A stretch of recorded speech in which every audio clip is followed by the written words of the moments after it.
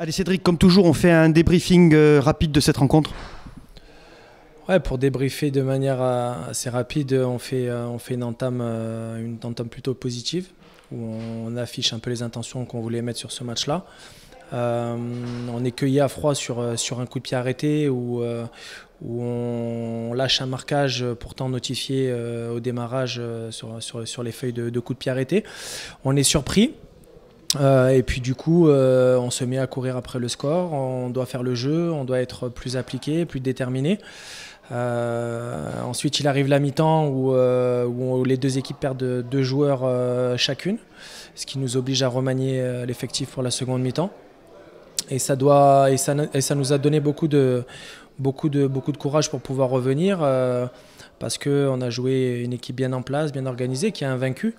Mais ce qu'ils ont démontré en seconde période, c'est ce qu'on va retenir pour le prochain match à Mandelieu, c'est-à-dire beaucoup d'engagement, beaucoup d'agressivité dans le bon sens du terme, des actions de jeu intéressantes et surtout des situations pour marquer, on les a eues.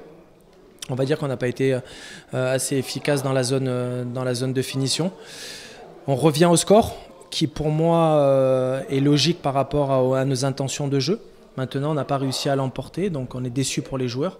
Mais comme le coach leur a notifié à la fin, on va s'appuyer sur leur état d'esprit pour pouvoir aller chercher un résultat à Mandelieu dans 15 jours.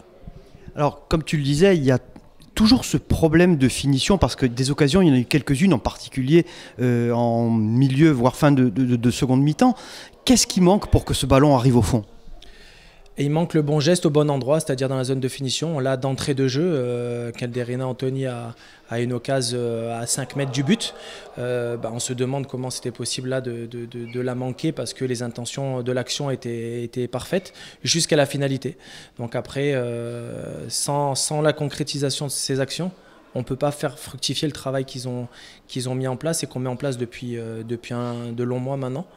Donc voilà, c'est ça la clé aujourd'hui. Coach, une analyse rapide de cette rencontre ? Écoutez, c'est un scénario un peu, je dirais, pour nous négatif, parce qu'on a mené au score tout le match et on encaisse un but dans les dernières minutes. C'est dommage, mais bon, c'était contexte particulier, match particulier. On a cédé au mauvais moment, c'est dommage. Premier quart d'heure, on a à l'avantage de Foriane, et puis de suite vous marquez un but, ce qui vous a permis de prendre l'avantage et après de pouvoir poser votre jeu.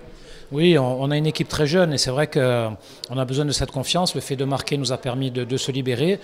Et puis derrière, on tient jusqu'à 5 minutes de la fin et on prend un but qu'on devait largement éviter.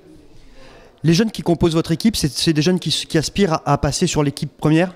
Oui, bien sûr. Ils sont dans un cursus professionnel, donc à eux de faire en sorte de se retrouver parmi l'élite. L'ambition de la CA cette année, c'est quoi ?